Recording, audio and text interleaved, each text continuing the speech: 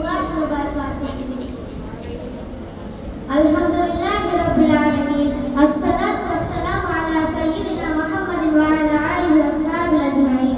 Amma ba'd. Faqad qala Allah ta'ala fil Qur'anil Karim, khalaqa 'anni sultaniya. Sadaqallahu al-'azim. Faqala Rasulullah sallallahu alaihi wasallam, Allahumma inni a'udzu bika min adzabil qabr. Sadaqa Rasulullah sallallahu alaihi wasallam.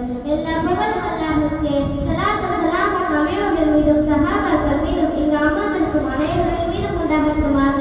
ஆமீன். பொதுவாக மனிதர்களுக்கு அல்லாஹ் 3 விதமான வாழ்க்கையை நியமித்திருக்கிறான். முதல் வாழ்க்கையாக உலக வாழ்க்கை, ஆனால் நிரந்தரம் கிடையாது. இரண்டாவதாக மன்னரை வாழ்க்கை. மன்னரை வாழ்க்கை தான் மறுமைக்கான ஆரம்பமாக இருக்கிறது. மூன்றாவதாக மறுமை வாழ்க்கை. மறுமை வாழ்க்கை தான் நாம் நிரந்தரமாக வாழப்போகிற ஒரு வாழ்க்கை. قل إن الموت الذي تفرون منه فإنه ملاقيكم ثم تردون إلى عالم الغيب والشهادة فينبئكم بما كنتم تعملون. أول منازل الآخرة. கபூர் தான் ஆகிரத்தில் நாம் சந்திக்க இருக்கும் முதல் வீடு. நபிகள் நாயகம் ஸல்லல்லாஹு அலைஹி வஸல்லம் அவர்கள் கூறியிருக்கிறார்கள், அனபைத்துல் துல்மத்தி, மன்னரை வாழ் என்பது மிகப்பெரிய இருள் சூழ்ந்த ஒன்று. அதைவிட மோசமான ஒரு இடத்தை நான் பார்த்ததே தெரியாது என்றார்கள் ரசூலுல்லாஹி ஸல்லல்லாஹு அலைஹி வஸல்லம்.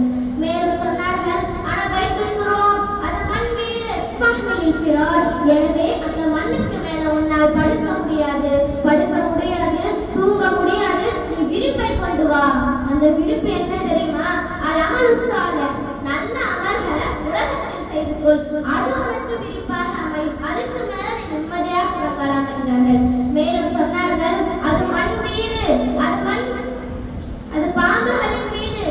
பாம்புகளின் வீடு, உன்னை அடக்கியதோடு பாம்புகள் வர தொடங்கிவிடும். எனவே அந்த பாம்புகளை விரட்டும் ஆயுதத்தை கொண்டு வா. அந்த ஆயுதம் தான் அல்லாஹ்வுடைய பெயரை சொல்வது, அவனை திக்ரு செய்வது. ஒரு மனிதரை மண்மறையில் கொண்டு போய் அடக்கியதோடு நாம் எல்லாம் நம்முடைய 2-3 காலடி எடுத்து வைக்கும் நேரத்திற்குள் மலக்குமார்கள் வந்து விடுகிறார்கள். ஒரு குறிப்பிட்ட சில விசாரணைகள் நடைபெறுகிறது. அது என்னென்ன விசாரணைகள் என்று ரசூலுல்லாஹி ஸல்லல்லாஹு அலைஹி வஸல்லம் கூறியிருக்கிறார்கள். இரண்டு மலக்குமார்கள் வருவார்கள். அவர்கள் தான் முன்கர் மற்றும் நக்கீர். அவர்கள் கேட்பார்கள், மன் ரப்புக, உன்னுடைய ரப்பு யார்? இதுவே முஃமினாக இருந்தால் ரப்பி அல்லாஹ், என்னுடைய ரப்பு அல்லாஹ் என்று கூறுவான். ஆனால் காஃபிராக இருந்தால் ஃபயகூல் லா அத்ரி, எனக்கு தெரியாது என்பான். இறை நிராகரிப்பாளர். ஃபயகூலானி லஹு மா தீனுக, உன்னுடைய மார்க்கம் எது என்று கேட்கப்படும். இதுவே முஃமினாக இருந்தால் தீனில் இஸ்லாம், உன்னுடைய மார்க்கம் இஸ்லாம் என்று கூறுவான். ஆனால் காஃபிர் லா அத்ரி, எனக்கு தெரியாது என்பான். மீண்டும் அந்த மலக்குமார்கள் மா தகூலு ஃபீ ஹக்கி ஹாதர் ரஜுல், இந்த தூதரை பற்றி உனக்கு என்ன தெரியும் என்று அல்லாஹ்வுடைய ரசூலை காண்பித்தே கேட்பார்கள். இதுவே முஃமினாக இருந்தால் இவர்கள் தான் அல்லாஹ்வுடைய தூதர் முஹம்மது நபி ஸல்லல்லாஹு அலைஹி வஸல்லம் அவர்கள் என்று கூறுவான்.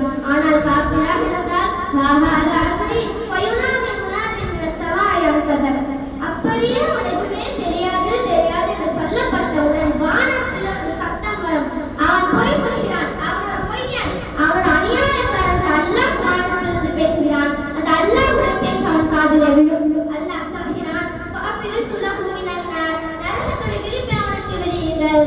ஃபஅஃபரஹு லஹு பாபன் இலன் நார், நரகத்துடைய வாசலை அவனுக்கு திறந்து விடுங்கள். ஃபயஅதீஹி மின் ஹர்ரிஹா வ சமூமிஹா, அவன் கபரை நோக்கி வீசச் செய்யுங்கள். அது மட்டுமல்ல, விஷக்காற்றும் சேர்த்து அவனுக்கு வீசுங்கள். அல்லாஹ் அக்பர், எவ்வளவு ஆடம்பரமாக உலகத்தில் வாழ்ந்தவன். அடுத்து ரப்புல் ஆலமீன் சொல்லும் கட்டளை, அல்லாஹ் பூமிக்கு உத்தரவிடுகிறான், பூமி நெருக்கென்று அல்லாஹ் உத்தரவிடுகிறான். ஒரு மனிதனுடைய விலா எலும்பு இனி ஒரு விலா எலும்புக்குள் இடம் மாற விடுகின்ற